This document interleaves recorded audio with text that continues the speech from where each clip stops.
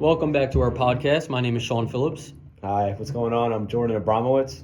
What's up, everybody? Matt Lotter. I'm Jacob Ricky. Nathan Grazier. Today we're going to be talking about social emotional learning within phys ed, grades K through 5. So you may be asking, what is social emotional learning? In phys ed, it is teaching students how to understand their feelings, work well with others, make some good choices, and handle challenges, all through physical activity and games. The Collaborative for Academic, Social, and Emotional Learning, otherwise known as CASEL, is the nation's leading organization advancing the development of academic, social, and emotional competence for all students. It basically is broken down within 5 competencies. These are self-awareness, self-management, responsible decision-making, relationship skills, and social awareness. And these competencies can be applied in classrooms, schools, within families, and in communities as a whole. Next up, we have why do you think we should incorporate it? Basically, what we have talked about here is it helps young students learn to manage their excitement, their frustration, and disappointment during the games. We want students to, kind of manage how they're feeling all throughout. It also improves teamwork and cooperation. It makes activities run smoother and more enjoyable. Promotes inclusivity by teaching students how to include classmates of all different abilities, so it makes sure we're including everybody. It strengthens communication skills such as listening, sharing ideas, and working towards a common goal. Also helps students handle conflicts by learning how to problem solve and resolve disagreements safely. We don't want any students, disagreeing on anything in our class. It boosts confidence and self-esteem, encouragement, and recognizing effort. Another big one we have here is creating a self and supportive learning environment, which reduces anxiety, of fear, and failure. And the last one I want to talk about is that it builds lifelong habits, teaching kids how to collaborate, stay resilient, and make responsible choices both in and out of PE. So it's really important that a teacher is a good facilitator for this type of thing for a few reasons. One of which is it needs to be really structured, especially at this age range. K through 5, you might have, a little less understanding. You might need a little bit more, engagement. And it's really, think back to adventure activities, right? The teacher and professor, whoever it is, really needs to facilitate that to make sure the message gets across, to make sure that the students are understanding, and to make sure that they take away the right things from it, right? There's a lot they need to take away from it, right? Think about teamwork, sharing, working together, all these different types of things. It's really important. Yeah, so now me and Nate are going to talk about when and how during class it can be used. And SEL can be applied all throughout the class and can be taught in so many different ways. Yeah, that's great, Matt. Also, self-awareness can be taught through students understanding their own feelings and recognizing their own strengths and developing confidence throughout the class. Absolutely, Nate. And also self-management can be taught through managing emotions during games, especially winning and losing. That's a big one. And also staying calm and trying again when skills get hard. And controlling impulses and using safe actions. Yeah, Matt, that's great. Another big one is the social awareness aspect of this, and it can be taught through showing empathy and including their peers in other games and understanding how fairness can be played throughout the games. 100%, and we can't forget about relationship skills. Those can be taught through communicating with teammates, cooperating in group tasks or challenges, and then also resolving any conflicts that come up during class. Right, and another big thing with relationship skills is coming with responsibility. And responsibility can be, decision making, and can be taught by, safe choices and choosing actions that can help the team without hurting others and thinking about consequences before they act. That was great, guys. And SEL can be utilized all throughout the class. So, for example, just going based off the beginning of the classroom, you can start by having something like a stoplight at the door. Have the teacher greet the students at the door with a stoplight. Green means you're in a good mood today, you're having a great day, you had a nice weekend, you did some fun things. Yellow, you're having a decent day. You might be struggling in a previous class or something like that. So it's just something to look out for. Red light, that student's going through some stuff, and it's important to keep an eye out for that and make sure that you're watching that student, making sure that they're doing okay. Maybe ask them, hey, why did you hit the red light on the way into class? Is everything okay? How was your weekend? What are you going through? What's going on? Really try to build those connections with your students, because that's how you make sure that their social emotional learning is top tier. So one thing that I've learned within my years at Cortland is something called the 5-finger contract. I think that this could be perfectly utilized in a classroom in order to build SEL, social emotional learning. So for example, we have the thumb. The thumb can mean positivity. Then we have the pointer finger, accountability, holding yourself accountable to all your actions and all your decisions. You have the middle finger. That equals respect. You got to respect your peers. You got to respect your classmates throughout all the lessons. That is vital, vital, vital information. The ring finger, that's commitment and effort. You got to put in 100% effort at all times. No slacking in our classroom. We want people to grow. We want people to thrive. And then we have the pinky finger. The pinky finger represents safety. You got to protect the little guy. You never want to injure your classmates. You never want to put anybody in danger. You want to protect and play safely. Then another idea that you could utilize is a word of the week. I actually learned this in Homer Elementary School. They do a word of the week where they incorporate it into their lessons. So each week they'll have a word such as teamwork, for example. So that week they're really focusing on working in partnerships or working in groups to develop a sense of teamwork that they could collaborate with their peers. And then they could utilize a sense of communication to problem solve and do different tasks that may be challenging and working together. Sean, that was great. That's a great way to incorporate it in the start of class. I have some great ideas about what we can do throughout the class and during the class. Some basic ones, you can incorporate everything into your lessons. Partner group activities work amazing. If, students struggling, maybe playing basketball, shooting by themselves, you have a partner, you have someone to shoot with, make them that much better as a student and as a person. It's a great way to incorporate it.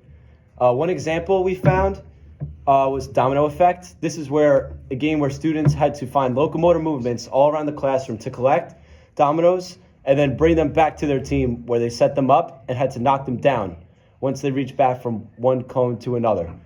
They're not allowed to move on to the next task until all of the dominoes knocked over from the starting push. This is one of just many examples that we can use in our everyday classroom. Some other things we have, it teaches self-management as emotions can run high. Students, all throughout in the classroom, they are sitting down at a desk and they can get tired. But once they run into the PE classroom, they're just going to want to go and just be crazy all day. So we have to teach them how to manage that while also having fun at the same time. Also, it teaches relationship skills through communication with teammates. And that's all I have for during class. Completely agree with that, Jordan. Now me and Nate are going to discuss how these can be implemented in the end of class. So Nate, you want to get started with this? So I feel like the biggest way we can implement this towards the end of class is with a nice cool down reflection. I feel like asking students, something that they did well or that they're proud of, or maybe something like that their classmate did that, that could help them reflect on, how they can wind down their class time and also be prepared for the next class. Yeah, 100%. I also feel like we could do maybe a feelings check-in, which your students can show, like, before class you ask, hey, let's see a thumbs up, a thumbs down, or a thumbs to the side, how we're feeling today. And I just feel like we could also use colors to express how they feel and just really get the feeling of your students so you can know what you're going to do during class. Yeah, Matt, I love that, the thumbs up, thumbs down, sideways. I love that idea. I also think positive shout-outs, invite students to recognize a classmate who showed teamwork, kindness, and effort.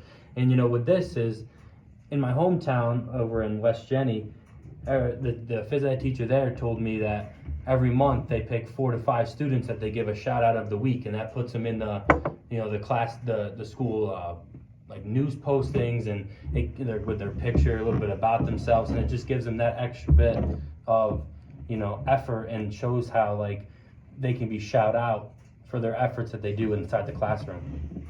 100%. West Jenny native right there. I like it. I agree. And then also we could have some goal setting, and we could have students set a small goal, or if they want to go a big goal for the next class, and maybe it's next time I want to try passing more. Next time I want to try shooting more. Have them set a goal for themselves that they can really work on, and they can tell themselves whether they're getting improvement or not. Yeah, Matt, I really do like that. I really feel like that giving students that that initiative to want to set goals so that they can continue to strive to be a better version of themselves. That's really well said, fellas. I want to also point out that in physical education, this is a really, really excellent opportunity for social and emotional learning because there's just a multitude of time to do that. There's so many opportunities in physical education for you to incorporate this, right? We just talked about the start of class, the middle of class, the end of class. You can start from day one as a teacher and set these expectations. And this is why I say it's important to be a good facilitator, because you can get the students to buy in, to learn these lessons, to do the right thing. There's so much you can teach them, especially because physical education is the only time that these students are likely going to be moving throughout the day. You can teach them so much through movement, by moving. There's so many ways, many sports, team games, and this is why I say adventure activities especially, because it's all cooperative, all teamwork, all self-management, right? Emotional management. You're managing a group, you're working together. It is a great, great time to do that, and it really needs to be hammered in at the start of the day, every day. 100% Jacob, I 100% agree. And I feel like so many times phys ed focuses on the psychomotor domain with the skill building and learning how to actually do these activities, or the cognitive domain with understanding the skills and the cues and what they could be used for. The affective domain is just, if not more important, where you need to focus on that teamwork and that communication. And sometimes it's so easily overlooked, but it's really important to incorporate this into a classroom. Absolutely, and especially because you don't have to pick and choose. You can do them both at the same time, right? You can do that psychomotor stuff, and you can incorporate affective and cognitive. There's so much that you can mix and match. You don't have to pick and choose. You can do any number of activities that have them moving and meeting a friend, right? Think Mighty Nice to Meet You, or maybe you're walking around with jug ball, you're playing jug ball with a friend. It's so easy to do any number of things, right? Managing frustration, finding a friend, learning about a friend, talking with someone. Yeah, I totally couldn't agree more. Especially, I think it's important in K through 5 because, these students, they obviously they want to play and they want to win, but the main thing is at this age, they just want to go out there and have fun. They just want to go out there and be kids. They've been sitting in the classroom. They may play sports outside of school, and this is the time where, they get to just really settle down, just go out there and have fun. Yeah, Jordan, I love that. And as physical educators, we need to remember that these kids need to be kids at the end of the day. Like, they're not just in here just to learn the 100% of the time what we're feeding into them. They just want to have fun, man. So at the end of the day, we need to remember all of our psychomotor, affective, and cognitive, everything like that. But at the end of the day, let's just let these kids have fun. 100%. All right, now we'll get into some key takeaways about what we just went over.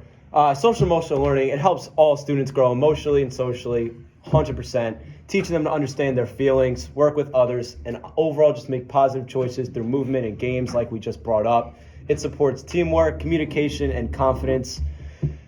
It makes PE a safer, smoother, and more meaningful place. So there are 5 core SEL competencies, as they're known. Self-awareness, right? How am I feeling? What do I think?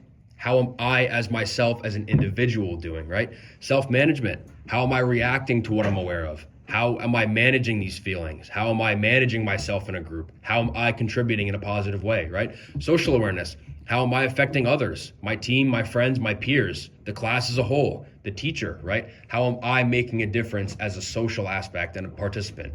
Relationship skills, right? How do I work with other people? How do I walk up to a friend and say, hey, want to team up for this? Want to be on my team? Want to partner up? Want to have a little friendly competition, right? Relationship skills. How do I conduct myself with another person, right? Responsible decision making, right? Responsible decision making can come at any time. You can keep your bumpers up during an activity, right? Making sure you don't run into somebody. Keep your eyes up. Watch out for others, right? Being a responsible decision maker is a life skill, and that's something that in PE we can teach at any point through any activity, especially in one where PE, where we're moving. There's a lot going on around us. We're moving around inside the space or around our peers. You can be safe at all times, and you can also be kind, make good decisions, and make responsible decisions. Yeah, that was great, Jacob. And I also feel like the students also have, a big part of the 5 core SEL components there. But the teacher can also have a major role in by providing like the structure and the guidance, and guiding the interactions and using the physical education activities to teach social skills and emotional, and giving the students that emotional intelligence that they could need. Some students will come into the classroom already having some of these down, but it's your it's our job as the teacher to really push these students to become the best versions of themselves. Being a good facilitator. There you go. Yeah, I mean, I love that, Nate. And the cool part about SEL is it can be implemented before, during, or even after class through things like mood check-ins, like we already talked about, teamwork activities, and then like communication focused games, reflections, and goal setting. And the cool part of that is you can pick and choose what you want that's going to fit for your class. So it doesn't have to be set in stone. You can pick and choose what's going to fit best. 100%, Matt. The flexibility is super important. You got to do what works for your class, for your students, and for you as a teacher. So overall, the SEL, it strengthens both the emotional development of the students as well as the physical learning for them, helping students become respectful, resilient, and cooperative learners inside and outside of the gymnasium, within K through 5, but also for the rest of their lifetime. That's it for today. Thank you so much for listening. Make sure to tune in next week. Have a good one.